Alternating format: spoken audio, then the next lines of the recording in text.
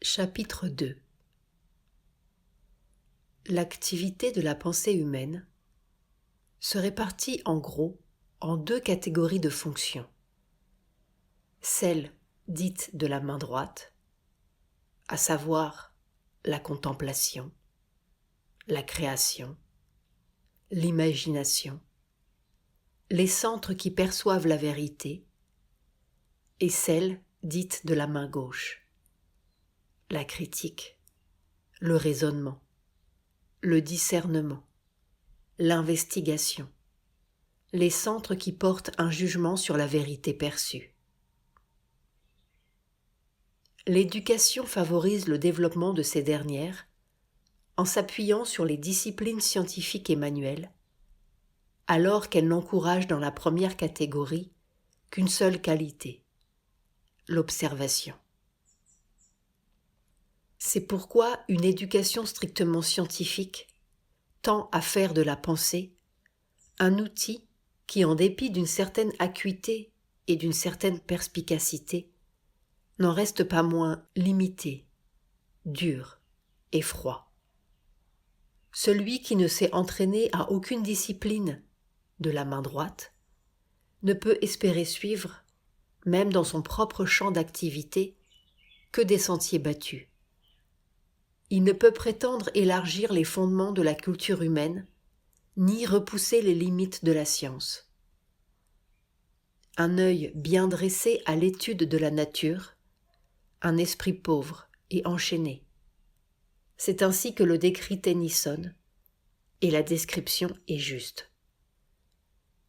Mais un regard cultivé, sans un esprit cultivé, ne peut en aucun cas donner naissance au type humain le plus élevé.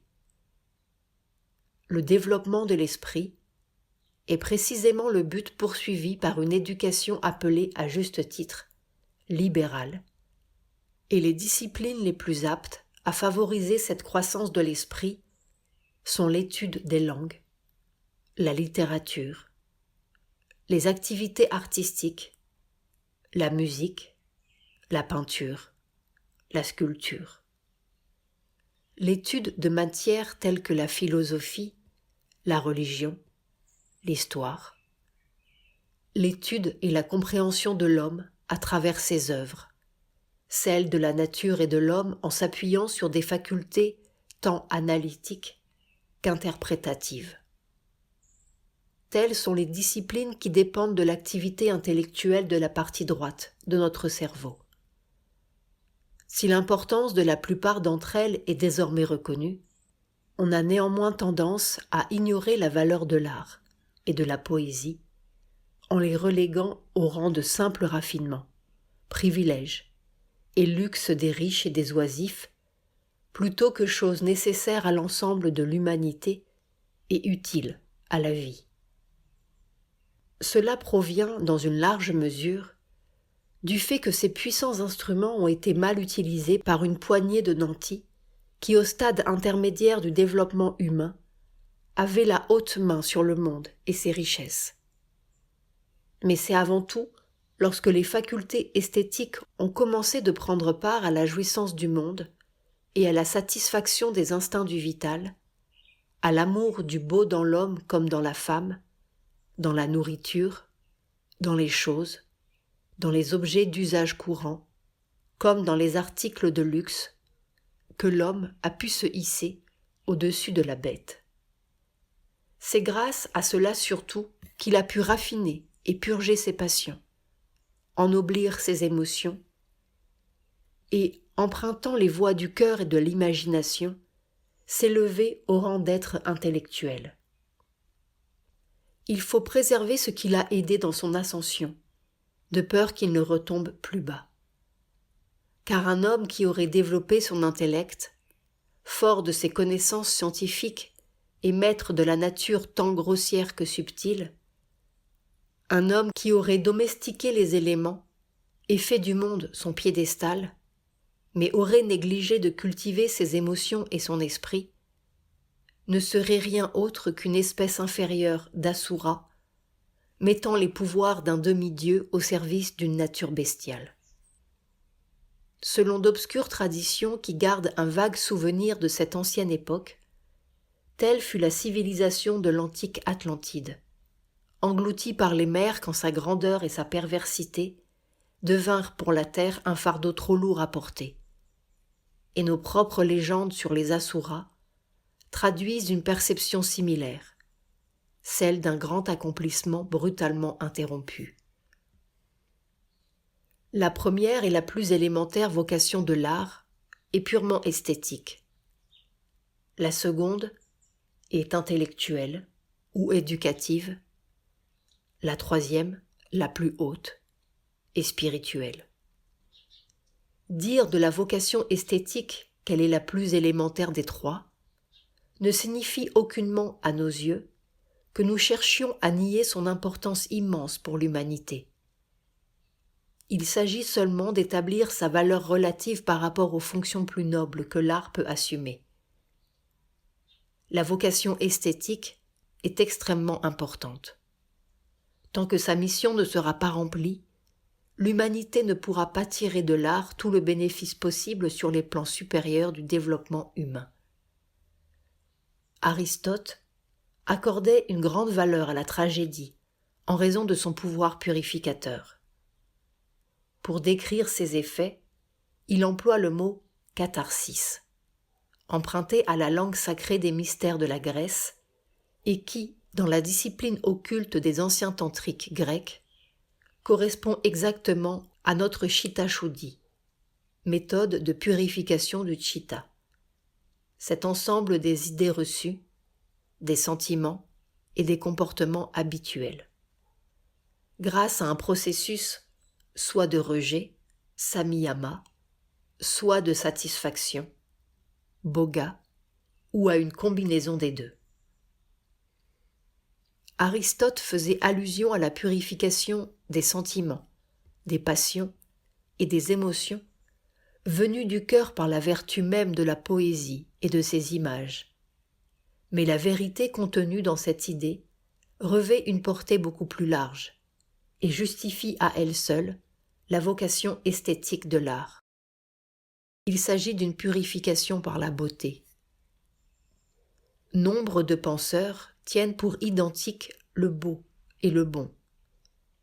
En admettant même qu'elle soit mal formulée, cette idée, une fois replacée dans sa juste perspective, est non seulement une vérité, mais la vérité fondamentale de l'existence.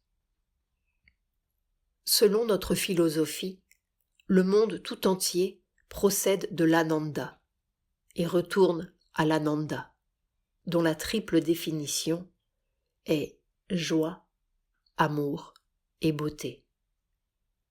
Voir la divine beauté dans le monde tout entier, dans l'homme, la vie, la nature, aimer ce qu'on a vu et éprouver une félicité pure et sans mélange au contact de cet amour et de cette beauté, tel est le chemin choisi pour nous, le chemin par lequel l'espèce humaine doit s'élever jusqu'à Dieu.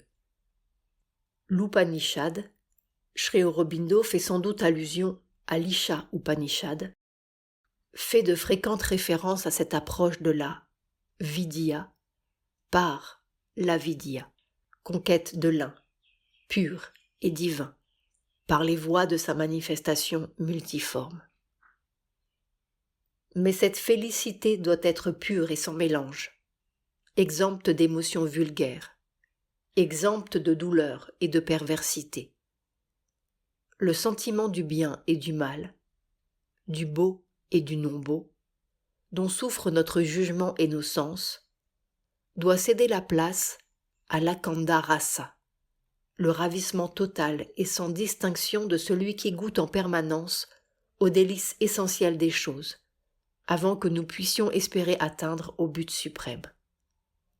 En chemin, il faut se servir le mieux possible d'une perception inférieure et tronquée de la beauté qui aspire à remplacer le moins beau par le plus beau, l'inférieur par le supérieur, le vil par le noble. À un certain stade du développement humain, le sens esthétique est, pour parvenir à ce but, infiniment précieux.